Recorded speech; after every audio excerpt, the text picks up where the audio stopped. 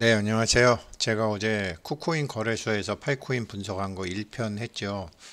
어제 제가 저기 LG 회장이죠. 저기 경기도 곤지암에 가면 그 옛날에 백정들 살던 마을이죠. 거기가 그래서 소머리 국밥집 아주 유명한데 거기에 이제 LG 구본무 회장 시절에 LG 구본무 회장이 화담인가 봐요. 그 화담 그래서 그 안에 이제 화담채라는 전시관이 하나 있어요. 혹시라도 시간이 되시면 거기에 무슨 뭐 단풍 구경 이런 건 둘째치고 화담채에서 전시하고 있는 거 정말 보시고 한번 보시고 그리고 나중에 저 만나시면 정말 지금 금생에 어떤 소원을 갖고 계시든지 다 이룰 수 있는 방법이 거기 있어요. 깜짝 놀랐어요, 제가. 그래서 제가 어제 거기를 갔다가 아주 그냥, 어, 그래서 피곤해서 어제 다 못했는데요. 이제 오늘 아무튼 그래도 이거 정말 이게 저 쿠코인 거래소 홍보하는 거 전혀 아닙니다. 저도 나중에 하면 뭐 한국에서 하지 뭐 제가 뭐 그런 쿠코인 거래 뭐 꼭 안 하겠다는 건 아니지만 그래도 너무 고맙잖아요. 또 하려면 할 수도 있고 뭐 업비트가 꼭 뭐 좋은 것도 아니고 여러 가지로 또 230개국에서 정말로 젊은 분들은 제가 보기에 파이코인 1000개만 가지고 계시면 앞으로 3, 4년 후에 평생 쓰고 남을 전 세계 다니면서 다 쓰고 남아도 될 돈이 생긴다고요. 비행기 타고, 비행기도 비즈니스 타고, 뭐 호텔 가고. 그런 코인이에요, 파이코인이. 근데 이거를 이제 전반적으로 제가 설명을 한번, 백서도 분석해가지고 쿠코인 거래소에서 아주 잘했더라고요. 그래서 쿠코인 거래소 너무너무 감사하죠. 비트는 이런 거 안 하고 뭐 하는, 에이구, 네, 뭐, 나중에 하겠죠. 아무튼 잘한 거 이제 맞아 설명드리고요. 이게 어제 1편이었죠. 그래서 우리가 어제, 파이코인 어떻게, 기본 채굴부터 할 차례잖아요. 오늘은 빨랑 끝내야 되니까, 어, 기본 채굴을 넘어서. 그러니까 이제, 가입자가 1000명 미만일 때는 시간당 3.14개. 그 다음에 1.57개로 반감기, 또 0.78로 반감기, 10만 개가 되니까 0.39개로 반감기, 100만 개, 1000만 개까지는 정말 소위 반감기로 이렇게 반씩 줄였었죠. 이게 이제 백서에 나와 있는 방식대로 했고요. 그리고 이제 이렇게 또 6점 이게 6.28 파이 파이 투데이 6.28 3.24 이런 식으로 이제 쭉 기본 채굴을 이렇게 했는데 파이를 획득하는 건 이건 파이는 다른 암호화폐와 달리 그냥 기본 채굴 말고 또 있다. 얘네들은 이 확장성, 다양성이 여기서도 나온다. 그 얘기를 하면서 보안 서클을 하고 그다음에 파이넷 다른 사람의 파이네트워크에 초대하면은 그 기여의 일부를 받고 보너스 에포크 그러니까 보너스를 받는다. 여기에 말이에요. 참 제가 에어드랍을 곧 하나 봐요. 이게 곧 에어드랍을 한대요. 파이네트워크에서 그 정보도 여기서 알았어요. 그러니까 다른 데서 하는 에어드랍은 위험해요. 그러나 파이가 오픈 메인넷 하면 에어드랍을 한다고 여기 나와 있더라고요. 그런 것도 아주 중요한 정보죠. 그래서 10월달 기준으로 지금 실제 활동하는 사람이 4,500만 명이다. 그래서 채굴하는 것도 쉽고 또 생태계에 기여하는 거에 따라서 채굴을 더 받는다. 그렇지만 아무리 즐거워 보여도 미래는 믿지 말자. 파이코인의 실제 가치는 거래소가 상장된 후에 명확해진다. 한 3년 지나면 완전히 명확해질 거예요. 왜 그럼 어, 모르는 사람들이 많으니까 모르는 사람들 중에 정말 힘 있는 사람, 돈 있는 사람 이런 사람들이 알게 되는 거죠. 뭐 비트코인도 어, 블랙락의 레리 핑크 회장이 다 인정하고 딱 하는데 10년 걸렸잖아요. 10년까지는 안 걸리겠지만 아무튼 거래소에 상장된 후에 명확. 그러니까 우리가 그동안 뭐 얼마 간다, 곧 한다 이런 걸 떠나서 차분하게 우리가 알고 있던 거죠. 빈자리를 채워보자라는 의미에서 지금 쿠코인에서 소개한 거를 제가 말씀드리고 있는 거니까요. 이런 것도 실제 가치는 거래소에 상장된 후에 명확해져. IOU 가격도 나와요. 그래서 이 사람들 파이 네트워크에서 토큰노믹스를 이해하려면은 이 사람들이 이제 백서에 나와 있는 거를 보게 되면 1대 8의 법칙으로 한다. 그래서 파레토 법칙에 의해서 한다. 그러니까 프리 메인넷 지금 메인넷 이전에 한 20%, 그 다음에 메인넷 마이닝 리워즈가 약 45%. 그러니까 지금 현재 그 다음에 리퀴디티 풀, 파운데이션 리저브 이런 거 합쳐서 15 하니까 65. 뭐가 빠졌는데? 65, 15. 그렇죠. 20%는 코어 팀에서 갖고 있으니까. 그러니까 여태까지 뭐 어쩌고저쩌고 해봐야 전체 이 사람들이 계획한 거 반 정도를 지금 5년간 한 거예요. 앞으로 5년간 또 하는 거죠. 나머지 500억 개 정도를 계획하겠죠. 그래서 아무튼 2대 8의 법칙으로 한다. 이런 거는 이제 굉장히 좋은 거죠. 지배 구조를 이렇게 명확히 하는 게 굉장히 좋은 거죠. 뭐 천억 파이가 많다 적다 할 수는 없죠. 왜 그러냐면 이더리움은 무제한이다 이렇게 얘기하는데도 많으니까. 그래서 이 2대 8의 법칙으로 코어 팀이 20%, 그 다음에 지금 우리가 지금 하고 있는 것은 아직 프리 메인넷 이전이니까 또 20%, 그 다음에 메인넷 이후에 45%, 그럼 85%죠. 나머지 5%는 유동성으로 갖고 있는 거, 회사가 자사주처럼 갖고 있는 거. 그 다음에 리퀴디티 유동성 조정하기 위해서. 그 다음에 이제 여러 가지로 이제 뭐 이렇게 뭐 여러 가지로 커뮤니티 이벤트나 여러 가지 뭐 그 뭐예요 그거 저 해커톤 시상이나 뭐 여러 가지 이런 거 할 때 거기에 10% 이렇게 처음부터 하고 지금도 그렇게 하고 있다라고 밝혔고요. 여기 다 있네요. 커뮤니티 할당 800억 파이가 커뮤니티다. 채굴 보상이 65억이다. 생태계 구축하고 있는데 지금 10억 개다. 유동성 풀로 5억 개다. 코어 팀이 20%를 갖고 있다. 여기서 이제 어디 여러 가지로 핵심적인 사람들 스카우트하는 데도 쓰겠고 많이 하겠죠. 이렇게 2대 8의 법칙. 이렇게 하면 90% 성공하죠. 만약에 10%만 갖고 90% 준다 그러면 100% 성공하지만 아휴 저 같아도 그렇게는 못할 것 같아요. 사람들의 욕심이 한도 없고 잘못하면 철학이 깨지니까, 이 사람들이 했던 철학이 깨지니까 힘으로 막 하면 안 되니까. 그래서 이 사람들이 갖고 있는 철학이 성공할 수밖에 없는 철학이고 그 철학이 일정 기간은 유지가 돼야 되기 때문에 보틈에서 20% 갖는 거 적극적으로 저도 찬성합니다. 이렇게 돼 있고요. 이것도 우리들은 알고 있지만 누구한테 얘기할 때는 또 우리가 이런 거로 설명을 해줄 수 있어야죠. 그리고 채굴 보상 구조 및 이제 공급 한도 감소. 지금 파이네트워크의 채굴 보상 구조는 지속적인 기여하고 참여를 장려하는 걸 목표로 한다. 채굴 보상의 공급량은 시간이 지남에 따라 감소한다. 우리 느끼고 있죠. 감소를 하는데 다음과 같은 주요 요소를 포함한다. 연간 공급 한도 감소.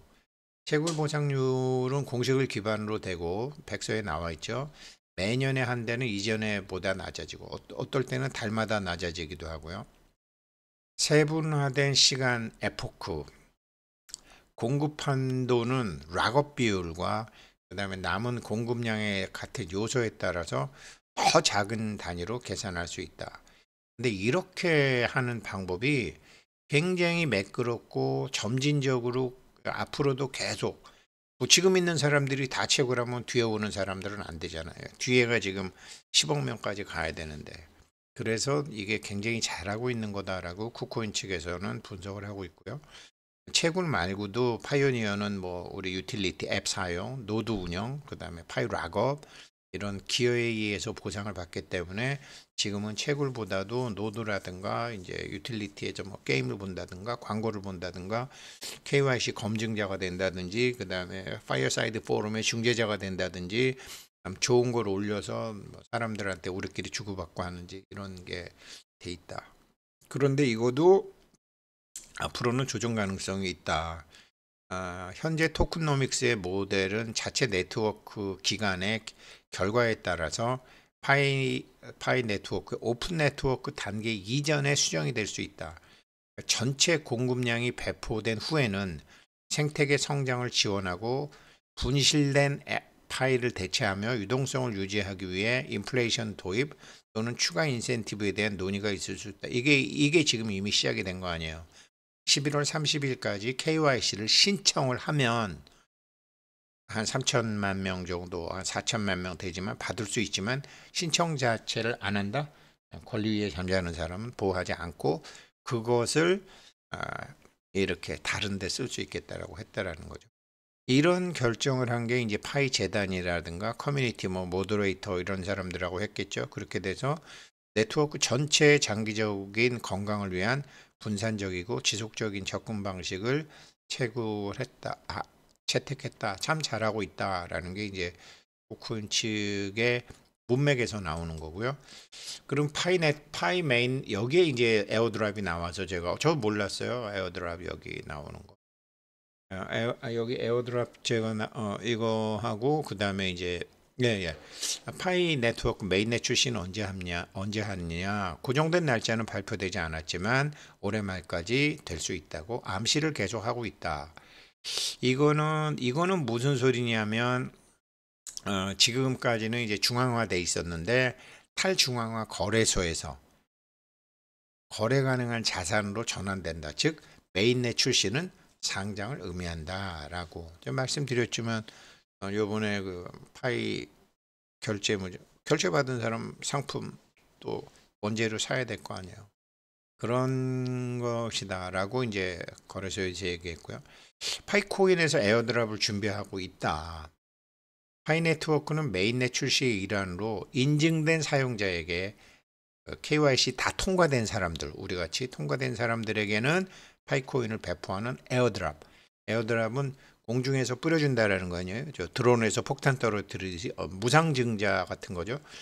코인 하시던 젊은 분들은 알지만 모르시는 분도 많으니까 그냥 무상으로 이렇게 준다. 근데 에어드랍에 참여하려면 KYC가 완료가 돼야 된다. 그 다음에 지갑 설정을 해야 된다. 그 다음에 파이 네트워크의 공식 채널을 팔로우해서 에어드랍, 저도 파이 네트워크 공식 채널 팔로우하는 거 이게 뭐 페이스북이잖아요 지금은. 페이스북 그 다음에 트위터 이런 것도 공식 팔로우 다 해야 되나 봐요.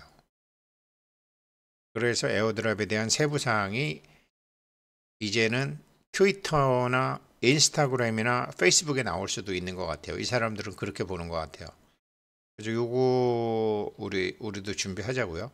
그래서 파이코인 에어드랍은 KYC 완료가 되고 지갑으로 마이그레이션 돼야 되고 이거를 11월까지 KYC 신청해달라는 거 아니에요. 그래서 업데이트 모니터링. 에어드랍은 메인넷 출시 직후에 발생된 가능성이 있다. 이것을 통해서 다 통과된 사람들은 파이코인을 받고 잠재적으로 거래소에서 사용할 수 있다.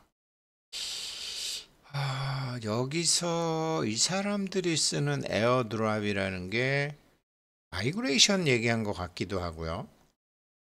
흔히 쓰는 에어드랍을 얘기하는 것 같기도 하고 좀 젊고 똑똑한 분들한테 물어봐야 되겠네요. 한국말로 된 쿠코인 거를 봤거든요. 그래서 이게 여기서 에어드랍이라는 게 우리 각 개인으로 넘어온다라는 소리인지 추가적으로 준다라는 소리. 문맥을 보게 되면 무상으로 준다라는 게 아니라 그냥 이렇게 준다. 확인해 보겠습니다. 그래서 KYC 완료, 지갑 설정, 업데이트 모니터링을 신경 써야 되네요. 아무튼 파이 네트워크 로드맵은 뭐 대부분 알고 계시겠지만 점진적으로 이제 3단계를 해서 1단계가 2018년 12월부터 2020년 3월까지 베타 버전으로 이제 했었다. 2020년 3월까지.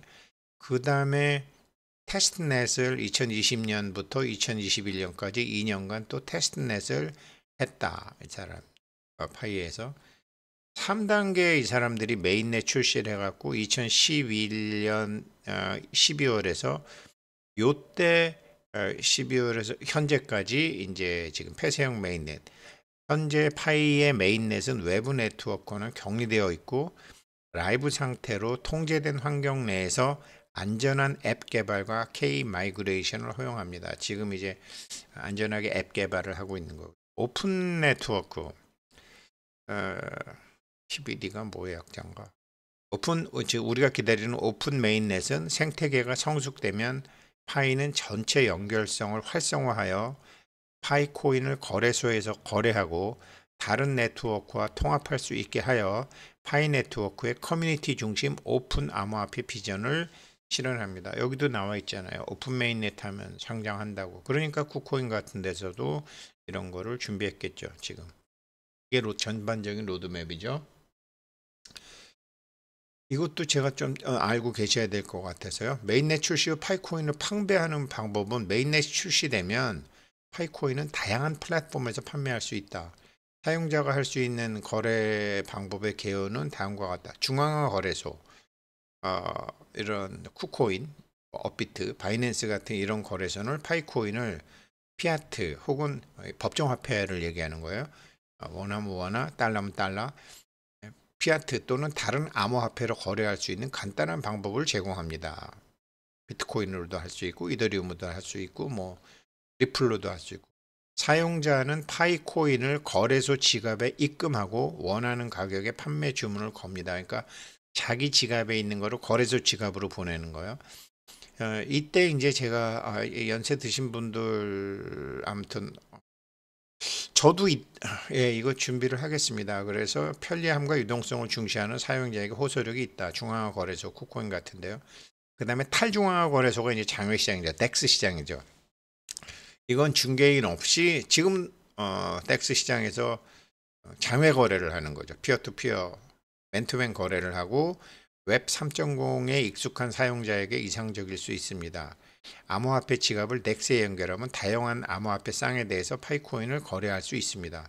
이 탈중앙화 거래소도 이용하시는 분들 많으실 거예요. 탈중앙화 거래소 이것도 나중에 필요하신 분이 있거든요. 우리가 돈 갖고 있지만 비상금도 갖고 있고 마누라 모르는 돈도 갖고 있을 수 있고 남편 모르는 돈도 갖고 있을 수 있고 자녀들 모르는 돈도 갖고 있을 수 있고 여러 가지 있잖아요. 그래서 나중에 이제 뭐 하드 월릿, 콜드 월릿 할 수 있는 게 있고. 그다음에 P2P 거래는 지금 많이 하잖아요. 파일을 다른 개인과 직접 교환하려는 사용자에게 이건 옵션이다. 그러나 사기나 불리한 조건의 위험이 높다. 이게 1파이가 뭐 한 800원 하다가 지금은 1600원, 1400원 이렇게 한국에서도 막 하나 봐요. 그리고 이런 방법이 이제 앞으로도 계속 있다라는 거죠. 여기서 이게 주식도 장외 거래할 때요. 증권 미등록 증권 같은 거요. 지금 아직 이제 증권도 등록 증권과 미등록 증권이 있잖아요. 규격 증권과 규격 외 증권이 있잖아요. 그 규격의 증권, 미등록 증권, 그 다음에 무슨 증서 갖고 사기 엄청나게 칩니다. 그러니까 피어투피어 거래할 때는 정말로 확실히 아는 사람이 중간에 있어야지 하면 안 돼요. 그래서 중앙화 거래소가 있고 덱스 거래소, 탈중앙화 거래소가 있고 개인 간에 하는 거래도 있다. 이렇게 그냥 아시고 계시고 나중에 뭐 사무실에서 면담 한번 하시고 나중에요. 지금 뭐 나중이라고 그러면 얼마 남지도 않았지만 그리고 파이네트워크의 잠재적 위험 이런 것도 알고 있잖아요. 파이네트워크는 굉장히 독특한 기회를 제공하지만 잠재적인 위험과 제한도 있다. 출시 지연 메인넷 출시에 대해서 여러 번 연기한 적이 있어서 요번에도 꼭 된다라는 보장은 없잖아요. 테스트인데 이게 좀 문제가 있다. 버그가 난다. 그러면 그렇잖아요. 그래서 장기적인 테스트 단계는 네트워크의 확장 가능성과 준비 상태에 대한 의문을 제기합니다. 예, 그렇죠. 출시 지연의 위험이 있고. 그 다음에 미래 가치가 아직 정해지지 않았다. 지금 2024년 11월 현재 파이코인은 고정된 가치가 없다. 어, 많은 데서 이제 파이의 가격을 추정하려고 시도했으나 코인이 오픈 시장에서, 그러니까 다수 사람들이 참여하는 데만 거기서 실제 가치가 결정이 된다.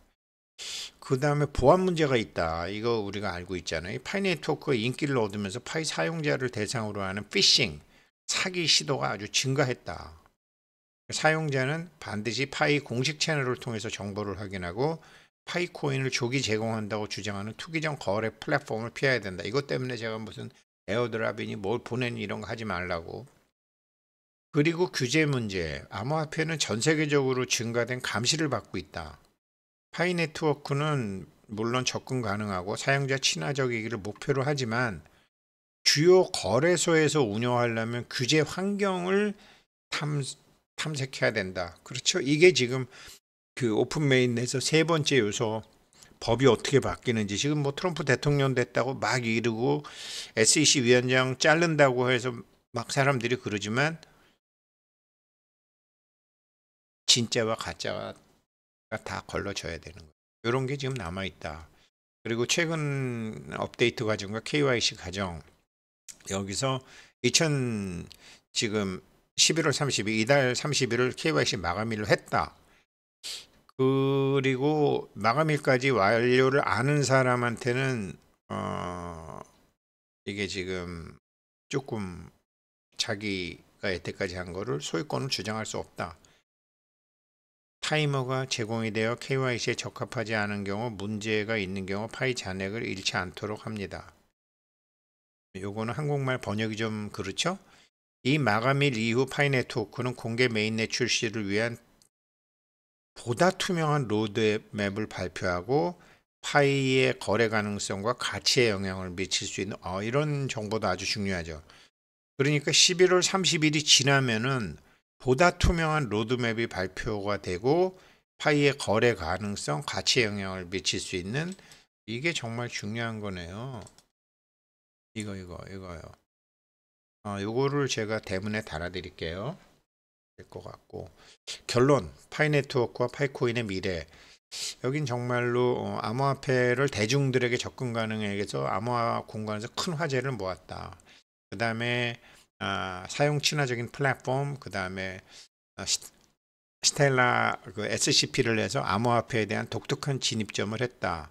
그러나 파이 네트워크는 오픈 메인넷으로 전환할 수 있는 능력이 있나, 약속을 이행할 수 있는 능력이 있나, 그리고 안정적인 시장 존재를 달성할 수 있는 능력이 있나, 메인넷으로 전환할 수 있는 능력 지켜봐야죠. 약속을 이행할 수 있는 능력, 앱 개발 같은 거 뭐 여러 가지 안정적인 시장 존재를 달성할 수 있는 능력에 달려 있다. 파이코인 채굴에 관심이 있건, 안 그러면 파이코인이 상장된 다음에 사고자 하건, 이 야심찬 프로젝트의 진행 상황을 관찰하고자 하건, 저 같은 사람이죠. 파이 네트워크는 분명히 분산 디지털 통화의 미래를 엿볼 수 있는 기회를 제공한다. 그래서 오픈 메인넷 출시가 다가옴에 따라서 공식 채널을 통해서 정보를 지속적으로 업데이트하고 준비하면 파이 네트워크가 제공하는 모든 기회를 최대한 활용할 수 있다. 제가 이것 때문에 한국 10대, 20대 자녀들은 이거 파이 네트워크 공부해야 된다. 쿠코인 거래소도 그러잖아요. 채굴을 하건 말건, 파이코인 사건 팔건 말건, 이 파이 네트워크에서 하는 거는 미래 디지털 통화의 세계를 엿볼 수 있다. 아주 쿠코인 정말 너무 마음에 들어요. 그리고 이제 질문 뭐 이렇게 나와 있고요. 예정 출시는 언제입니까? 올해 말이지만 아직은 확정이지 않습니다. 판매할 수 있나요? 지금은 생태계 내에서만 판매할 수 있다. 그러나 메인넷 출시 후에는 거래소에서 거래가 가능할 거다. 파이 채굴은 내 모바일 장치에서 안정한 거예요. 모바일 장치에서는 안전하다. 파이 IOU는 뭐냐? 이건 청구권이다. 그러니까 출고는 안 된다. 사서 출고는 안 된다. 권리를 지금 갖고 있는 권리를 거래하는 거다. 그러나 그거는 파이 네트워크 본사에서 보장되는 건 아니다. 개인과 개인의 거래다. 이렇게 아주 정리가 잘 돼 있어요. 도움이 되시기를 정말 바라고 이렇게 한번 이제는 우리가 파이 네트워크가 뭔지 처음부터 끝까지 다 아실 수가 있는 거죠. 예, 어제 이어 이 편도 참 저한테도 도움이 됐고 많은 분들에게도 도움이 되고 어떤 문제점 같은 거는 이제 어차피 저는 오프라인에서 회원님들 많이 만나니까 그러면서 하나하나 개선해 나가도록 하겠습니다. 감사합니다.